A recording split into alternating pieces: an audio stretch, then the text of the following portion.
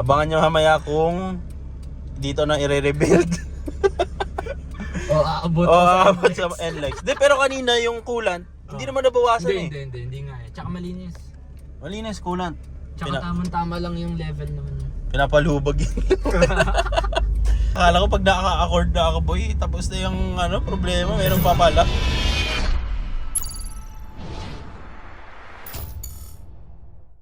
Okay guys, good day sa inyong lahat. Nandito tayo ngayon sa La Union. Ngayon meron tayong mga few problems, no?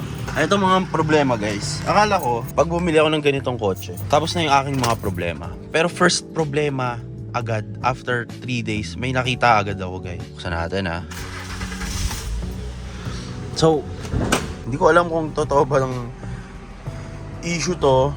Pero based on research ko, sa mga natanungan ko, kailangan daw itapets yung makina natin. So papakita ko sa inyo kung ano yung tunog niya. Buksan natin ito baka kung ano mangyari eh. Okay. So may marinig kayong specific rattling sound eh. Ayan. Dito banda yun eh. Taka taka taka taka taka taka taka taka taka taka. Karon.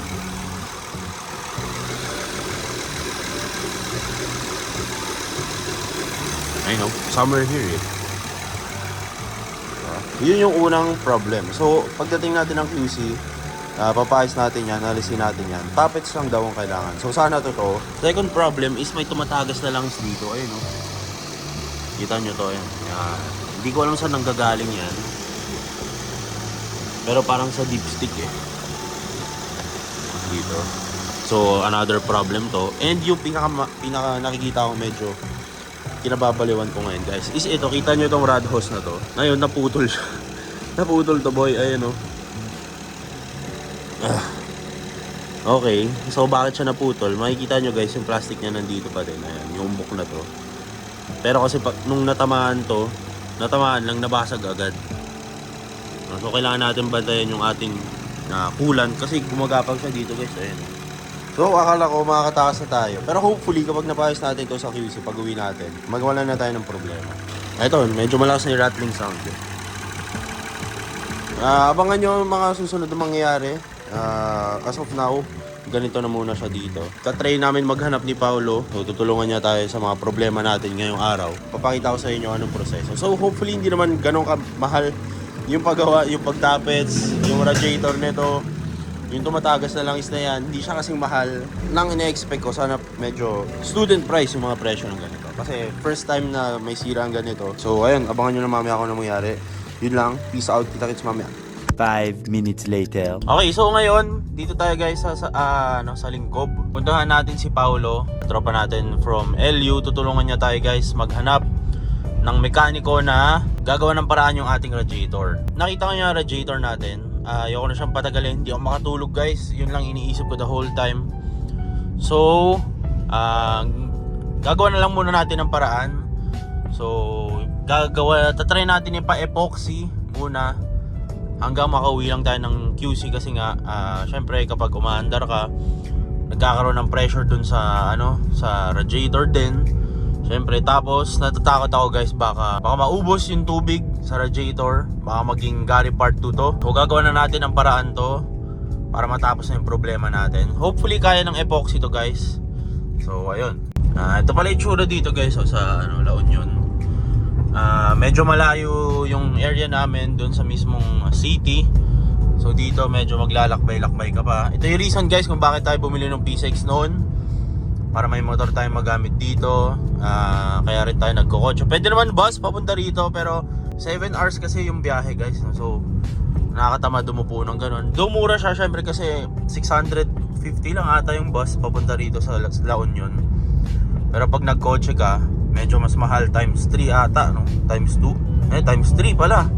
Toll pa lang 800 na. Pero syempre para may magamit tayo dito pang ikot, nagdadala tayo ng kotse guys. 4th day ba? 3rd day? Wala pang 1 week to guys.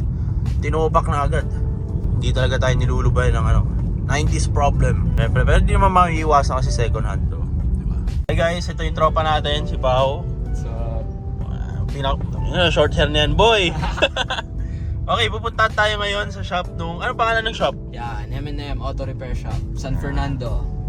Kala Okay. Uncle Eds, Uncle Glenn. Ano mga ginagawa dyan? Dami. Halo-halo? Oo, halo-halo. Iba-ibang modelo. May mga luma, bago. Siyempre basic na sa kanila to. Basic lang yan. Tinawag ko na. Bili na lang daw muna tayo ng epoxy. Epoxy. Ayun bili tayo ng epoxy steel tsaka mighty bond. Ano, mighty bond? Oo. Beta gray baka kailangan. Ewan. Bilhin lang tayo.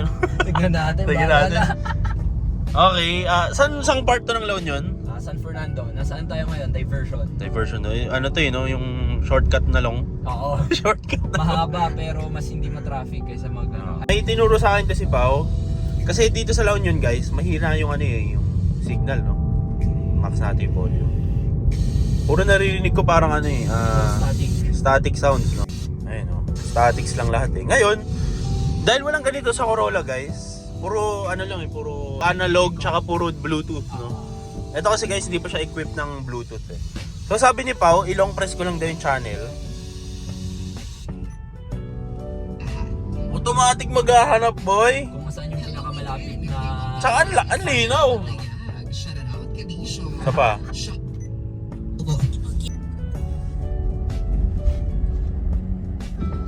Kahapon nung bumabiyahe kami, parang prayer meeting talaga. Ang kinalabasan. Walang maingay yo. Dito may ganun pala boy, hindi ko alam yan Long press. Pili ka lang kung... Up or down? Okay, shopping muna tayo dito guys.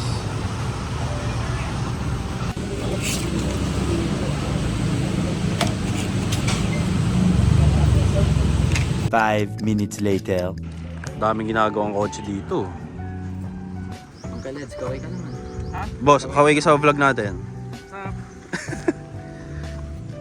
Ay, nahugot na. Nabasag yun.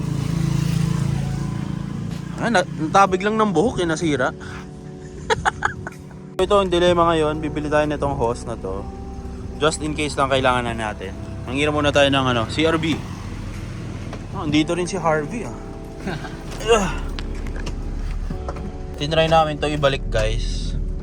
Ito yung nabasag pero kasi nagka-crack na siya. Kumbaga makunat na talaga. So maghanap kami ng ganito. Ano tawag dito? Ay, hindi ko alam. Metal? Plastic? Yan, plastic lang yan yung sa... Yung nakauslay sa salpakan ng hose. Dito kasi nakakabit to guys. Nakaganito yan. Pero ang hanapin na daw natin is copper ganito. tubing na ipapasok dun sa... Dudugtungan, Oo, ng copper tubing kasi ng epoxy. Pero bibili na rin kami nitong hose just in case lang. Baka kailanganin. Baka mabitin Baka mabitin. Saktong-sakto kasi yun. Abangan nyo mamaya kung dito na i-rebuild. Aabot Aabot sa NLEX. Pero kanina yung coolant, hindi naman nabawasan Hindi nga eh. Tsaka malinis. Malinis coolant. Tsaka tamang-tama lang yung level ng... Pinapalubog yun.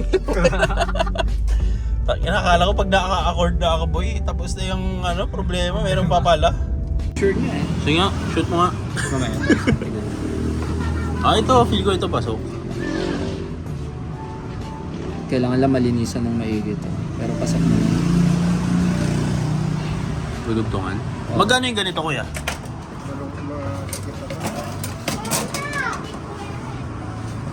Yan, sakto lang to. Tingin ko. Hindi dalawa bilhin natin. Magkano ba yung ganito? Per ilan ba yung nabibili dito ko? Per feet? Walang mas maikli. Hindi pwedeng konti lang. 4.5 feet na. Yung mga ganyan lang kailangan namin eh. Ito nakalaylay. Yung nakalaylay, ayun o. Magkano? 120. Walang half din yan. Ito yan, okay lang. Pwede mo Okay itago lang yan yan. eh. Tama. Yan na lang. Para... Tsaka itong isang Samco hose. Samco na light blue. Samco light blue. Pero, papasok kaya dito? Hindi, tignan natin dun mamaya kapag tinanggal na ni Kuya. Tama. Chuchub cutter pa niya. Boss, kakaiba tong Samco nyo, walang brand. Light blue. Testing mo nga kuya kung shoot to dito. Sige pa, shoot mo. Samco hose yan pa. Pero kung ininit yan kuya, may pang-init ba sila dun? Meron naman siguro. Hindi ko lang sigurado Wala eh. Bibili tayo mas mataba. Okay guys, so ito yung nabili natin. Hindi namin kasi alam kung anong sukat. So dalawa na yung binili. De joke lang, binigay na lang. Naawa na yung kuya eh. So ito para dito tapos na. Ngayon, itong hose naman na to, problema nito. Itong hose naman para dito, ito yung Famco hose natin, fake Samco. So sana tama itong mga pinagbibili natin para kay Casper natin. So balik na muna kami doon, update lang kayo mamaya kung dito i-rebuild. Okay, bumili tayo ngayon ng ano.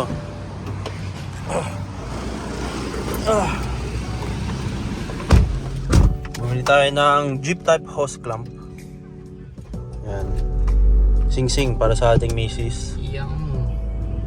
Sana tama itong pinagbibili natin, boy. Tiwala lang. Bago natin ituloy ang ating video, gusto ko muna i-share sa inyo na favorite ating betting site which is ang 1xBet is to improve na ngayon 2024. So everyday ang 1xBet is pinapaganda nila yung ating user interface pagdating sa ating cellphone. So ngayon 2024 dahil nga meron na silang sariling application sa phone, syempre mas madali na mag-cash in and mag-cash out at syempre mag-deposit para makapag-bet tayo. So paano nga ba i-download yung 1xBet? Napakadali lang nito guys. Search nyo lang sa Play Store or sa App Store. Android or iPhone meron niyang application sa phone. So punta lang kayo sa App Store or sa Play Store nyo, search nyo lang dyan 1xBet, tapos lalabas yung window na yan. Share ko lang sa inyo guys, dati kasi wala silang application sa phone. So nag-operate sila via links lang. So ngayon, syempre mas madali na. And syempre, mas reliable to kasi hindi na kayo mag-click ng kung ano-ano pang link. Anyway, meron tayong voucher para makatanggap kayo ng $100 from 1xBet. And from me, no? So papakita ko mamaya kung paano nyo malalagay yung voucher natin. Lalagay nyo lang rich potato, tapos makukuha nyo yung $100 na voucher na parang panimula kung tawagin. So first deposit nyo, lagay nyo yung voucher na rich potato, tapos makukuha nyo yung $100 na yun. Anyway, kapag na-download nyo yung application na 1xBet, pupunta kayo sa page na to. So tara! So napakadali lang mag-register dito guys. Siyempre click nyo lang yung green sa taas, register. Tapos sa code dito may lalagay yung phone number mo. Ito rin yung gagamitin mo pang login mo. Tapos dito nyo magagamit yung rich potato na code. Siyempre $100 yan guys na bonus, di yan pesos, dollars yan. So napakadali lang mag-register, makakapag-bet ka na agad. So siyempre kailangan mo maglagay muna ng pera para makapag-bet ka dito sa betting site. Kaya nga siya betting site, diba? So maganda sa betting site na to, sobrang daming laro. Siyempre meron ditong football kung fan ka ni Messi o ni Ronaldo. Tennis, meron din. At siyempre yung paborito ng Pinoy, hindi mawawala talaga dyan yung basketball. Pwede ka tumaya dito, NBA, PBA, at kung ano-anong liga pa. Yun ang maganda dito sa 1xBet, sobrang daming varieties ng mga laro. Sobrang user-friendly ng app na to, so hindi ka talaga malilito, hindi ka maliligaw. Subukan nyo na tong 1xBet, wala namang masama sa pag nagtatry. Alay mo, kayo na yung susunod na swerte. No, wala daw gagamitin sa binili natin. Wala nga. Ginawa tinastas yung gilid para pumasok yung hose. Hindi ka man lang tumawag. Tumatawag ako, hindi mo sinasagot. Ay, wala. Driving. Binaliktad na lang. Bakit kasi may ganun ba? Ano yung tenga kanina? Ay, mas para matibay yun. Ibig sabihin para may ganun. Ay, hindi na matibay pala to. Hindi na. Una to eh, second chance mo lang to. Okay na yan. Hindi ba natin pwede gamitin to? Oo nga. Pwede naman pero parang mas brave ko to kasi kun eh. Hindi, para saan na hindi siya Pwede. bitin. Tsaka para magamit naman yung binili namin. Para magamit yung bili, ang dami namin iniikot eh. Traffic pa sa monumento. Hindi ko pala gagamitin. Tumatawag ako, hindi sinasagot ni Rolo eh. Hindi, galing kami Banawi eh. Wala, hindi dito siya. Kasha! Kasya yan! Kung Hindi ano, naman may miss call ka nga, bili ka strap, tie wrap. Walang nabili. Siya hindi na gagamitin yung blue, pati yung mga tanso. Okay na. Lagi gamitin man lang yung ano. Para may magamit sa binili namin. Yan. Ano yan? Ay, umiksi dito. Baka naman ito matanggal. Hindi yan maalis boss. Promise ko yan sa'yo. May kun yan oh. Oh, sige, sabi mo yan ha. Promise O, tingnan mo, natanggal agad eh. 5 minutes later. Bringing you music and makes you feel good. Like it was Bago, nakakatakot si Boy. Okay guys, tapos na kami magpa-mekaniko nitong ni Casper. So dito na tayo ngayon sa Wash Me Daddy Car Wash. Tapos na. Papa-car wash natin to. Ito yung bossing oh. So ka-car wash muna nila yan. Kaya nang bahala dyan guys. Para malinis na ulit siya. The next day. Okay guys, brand new day. So andito tayo sa labas ngayon. And so kahapon nakapagpa-car wash na tayo. Ayan, so malinis na ulit yung ating Casper. Kintab-kintab na ulit. Anyway, gusto ko i-share pala sa inyo guys kung ano yung ginawa kahapon. So since naputol yung plastic, makunat na kasi siya guys. Ang ginawa namin is direkta na lang namin yung hose dito. So So buti na lang, itong hose na to is long enough para rumekta sa gun. So nung hindi siya ginawa nung una kasi meron tong guys, meron siyang parang frame dito. Which is yun yung tinabas ni kuyang mekaniko kahapon. So ngayon, sabi niya, second life na daw to ng radiator natin. So ingatan ko na wag matatamaan. Ayan, so for safety measures, nilagyan natin ng zip tie. Hindi ko lang nakat guys kasi wala kaming cutter kahapon. Pero ganyan yan. Anyway, yung tunog niya na weird sound nandito pa rin. So pag uwi natin ng QC, sabi ng mga tropa, tappets daw or valve clearance ang gagawin dito. Minsan malakas siya, minsan hindi. Hindi ko sure bakit ganun. Anyway, papasok tayo doon sa garahe. Papakita ko sa inyo guys, ano yung ating mga pinagbibili para dito kay Casper. Okay, kung naalala nyo guys, wala tong head unit, no? So, bumili tayo ng isang equipment sa Shopee para magkaroon tayo ng music. Pasok muna tayo sa garahe. Lahat naman ng nakalagay dito is maganda na para sa akin. Wala na akong babaguhin and all. Kotseng-kotse na talaga siya. Pero may isa tayong problema which is yun yung wala siyang music, no? So, meron siyang music pero pag pumunta ako dito sa La Union, medyo mahina yung signal dito. Para maging isang totoo na siyang kotse, meron na rin siyang music, no? Makakapag-bluetooth na rin tayo. So, lipat muna tayo doon. Tara. Palagi guys, ginagawa ko dito. Pag pa-park tayo, iniiwan ko palaging naka-on yung kanyang ang tawag dito? Rear sunshade para serves the purpose, no? Hindi tayo maiinitan pag pumasok tayo dito sa interior. Again pala guys, ito bumili ako nito sa Shopee ng mga logo-logong ganito. Papalitan natin ng gold. Pero, medyo tricky daw kasi yung pagkabit nito. So, medyo hindi ko muna gagalawin. Wala pa rin naman yung order natin sa Shopee Racing Edition. So, saka ko na ikakabit yan. Tsaka medyo tricky daw to guys kasi baka daw sumabog yung airbag. Saka natin ipapakabit yan. Sa QC na rin sa mga trusted mechanics natin. Ito yung binili natin. Papakita ko sa inyo. Lipat tayo dito. Nga pala guys, yung iba nakikita ko rito nilalagyan din nila ng ilaw to. Itong thing na to para mas malakas yung ilaw. So, tignan natin kung ano magagawa natin dyan soon. Anyway, ito yung binili ko guys. Multifunction wireless car MP3 player. So kung paano siya gumagana, mamaya explain ko sa loob. Sasaksak mo lang to doon, tapos magkaka-bluetooth ka na. And ito yung next natin binili is itong car cover. Para may pang car cover din tayo kay Casper. So lahat ng kotse natin, kina-car cover natin kahit nakatamad. Pero kailangan natin lagyan nito.